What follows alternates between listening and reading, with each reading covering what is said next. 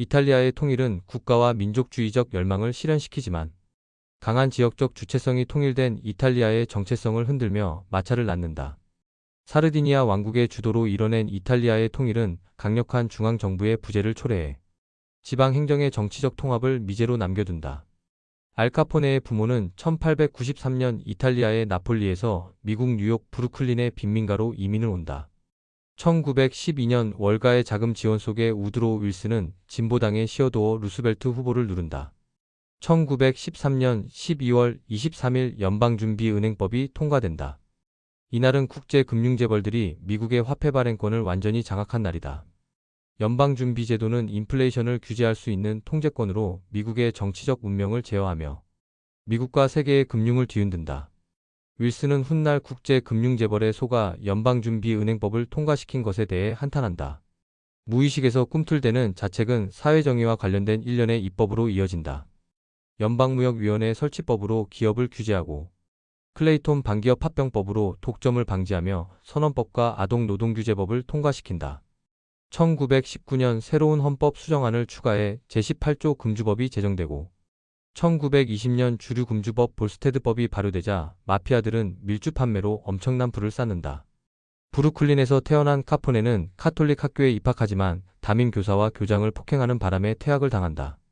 조직 폭력배가 된 카포네가 술집에서 건너편의 여성에게 치근대자 옆에 있던 그녀의 남동생이 나이프로 카포네의 왼쪽 뺨을 그어 스카페이스의 상흔이 생긴다. 1920년 카포네의 보스 조니 토리오는 아일랜드계가 장악한 시카고로 활동 무대를 옮긴다. 영역 다툼으로 총격을 받아 간신히 목숨을 구한 토리오는 카포네에게 사업권을 물려주고 은퇴한다. 1925년 26살의 보스가 된 카포네는 시카고에서 밀주와 도박, 매춘을 운영하며 스카페이스라는 별명으로 밤의 제왕이 된다. 1929년 세계대공황으로 1600억 달러가 증발한다. 제2차 세계대전 물자의 총금액이다. 1931년 후보 대통령은 전대미문의 경제위기에 모라토리엄을 선언한다. 정부끼리 모든 채무에 대해 1년간 원리금 지급을 유예하자는 특단의 조치이다. 밤의 제왕 카포네는 경찰과 정치인들을 매수하여 온갖 범죄를 마음껏 저지른다. 상점의 폭파로 어린 소녀가 희생되자 재무성 수사관 엘리엇 네스는 밀주와 폭력을 근절하려는 마음을 다진다. 수사반장 네스는 캐나다에 위스키가 들어온다는 정보를 입수하고 창고를 급습하지만 허탕을 친다. 시리에 빠진 네스에게 은퇴를 앞둔 지미 말론이 다가와 카포네를 잡는 법을 알려준다. 명사수 조지 스톤과 회계사 오스카 월레스가 합류하며 사인의 언터처블이 결성된다. 언터처블은 부패와의 전쟁에 나선 손댈 수 없는 사람들이다. 네스는 불법 밀주 공장을 기습하는 등 의욕적으로 수사를 펼치지만 탈세 혐의로 기소된 카포네는 암호로 작성한 회계장부 때문에 풀려난다.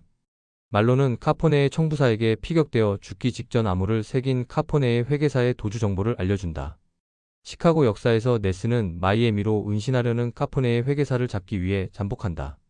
카포네의 부하들과 네스는 15분 동안 역사에서 총격전을 벌이는데 아이를 태운 유모차가 계단 위로 오르다 굴러내린다. 부패와의 전쟁을 상징하는 피 튀기는 총격신과 유모차 속에서 천진난만하게 웃음 짓는 장면이 슬로우 모션으로 대비되며 부각된다.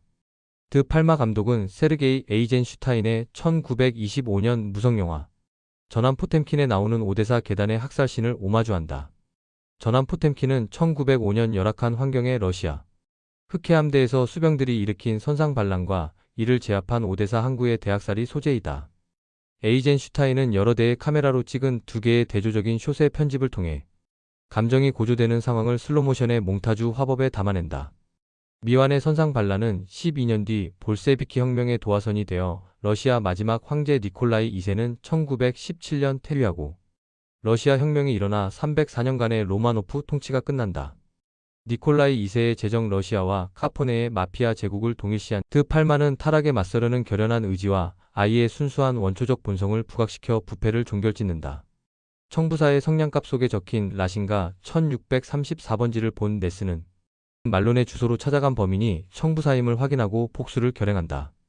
카포네가 법정에서 배심원까지 매수하지만 회계사를 생포하여 회계장부에 암호를 푼 네스는 배심원의 교체를 요구하여 11년형의 유죄 판결을 끌어낸다.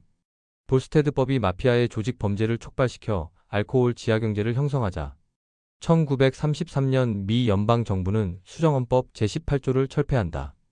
긴장감 넘치는 스토리텔링으로 범죄와 스릴러 장르의 강렬한 시각적인 경험을 제공한 드팔만은 언터처블을 통해 시네마토그래피와 시각적인 효과의 마스터 반열에 오른다. 로버트 드니로와 쇼 코네리의 관록, 케빈 코스트너의 패기를 율동과 운율의 몽타주로 재생시켜 에이젠슈타인의 미학적 이상에 다가선다. 에이젠슈타인의 이상은 근원적 부패에 맞서려는 원초적 저항이자 순수한 본성의 복원이다.